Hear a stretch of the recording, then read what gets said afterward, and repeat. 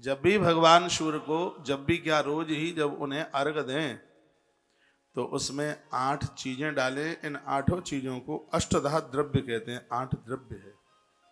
कथा ऐसे चल रही है जैसे हमको सीख रहे हो क्लास में बैठ करके। हाँ, मैं तो यदि टीचर भी होता तो मेरा विद्यार्थी अच्छे ही नंबर लेके आता। कथा कहने का एक तरीका, अब कथा ऊपर से उड़ जाए, कितना हो गया जी, 2 बज गया, चलो ओम जय जगदीश हरे, ऐसा तो है नहीं। बात बैठनी चाहिए, समझ में आनी चाहिए। 8 कौन कौन सी चीजें हैं जिनको 8 द्रव्यों में लिया गया है, और सूर्य भगवान को अर्घ जब देते हैं तो 8 चीज लुटिया में डाली जाती है। क्या क्या है? आप क्षीरम कुशाग्राणी घृतम मधु गवाम दधी रक्तानी करवीराणी रक्त चंदन मित्तपी। ये 8 है।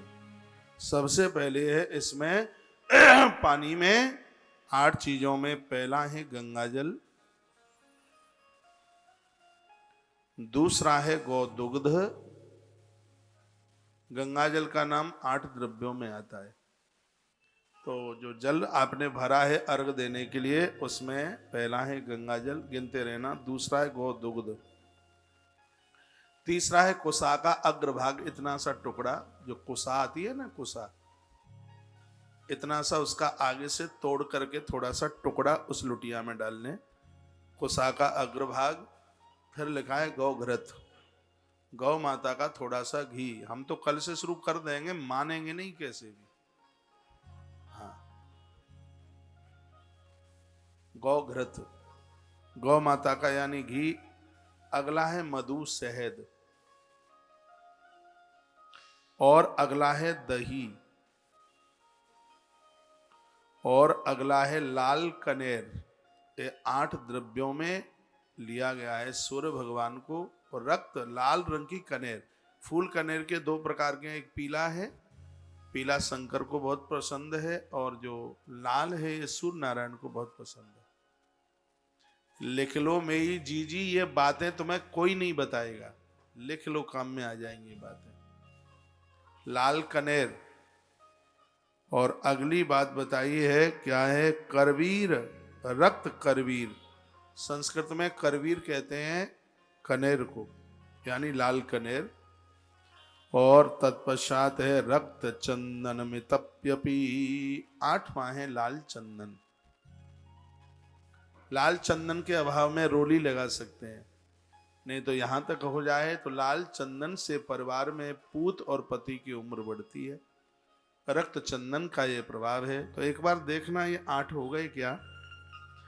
आप क्षीरम कुशाग्राणी घृतम मधु गवाम दधी रक्तानी करवीराणी रक्त चंदन मित्तपी। ये 8 है। गंगा जल, गौदुग्ध, कुसा का अग्रभाग, एक टुकड़ा कुसा का, गौघृत, शहद और दही, लाल कनेर और लाल चंदन। 8 है। इसको कहते हैं 8 द्रव्य। सूर्य भगवान को जब अर्घ देते हुए 8 चीजें मिलाकर के भगवान सूर्य नारायण अज्ञान का हरण कर लेते हैं।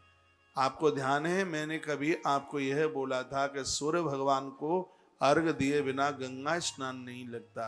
वो श्लोक यहीं तो लिखे हुए हैं। जब आप, चाहे आप स्त्री हैं चाहे आप पुरुष हैं, स्नान के बाद में आप गंगा जल, ये चीजें नहीं लेके गए हो तो गंगा जल से ही अर्घ दे दीजिए। गंगा जल को 8 द्रव्यों में लिया गया, वो भी फर्स्ट नंबर पर लिया गया है, पहले ही नंबर पर गंगा जल को लिया गया है। गाय के दूध को लिया गया, कुसा को, गाय का घी, शहद, दही, लाल कनेर और लाल चंदन। इनको 8 द्रव्य के नाम से जाना गया। और पूजा में ये सब चीजें बड़ी प्रभावशाली हैं। ये बताइए, बातें समझ में आ रही है? हम यूं ही लगे जबर ही सो। हाँ, बात समझ में आनी चाहिए।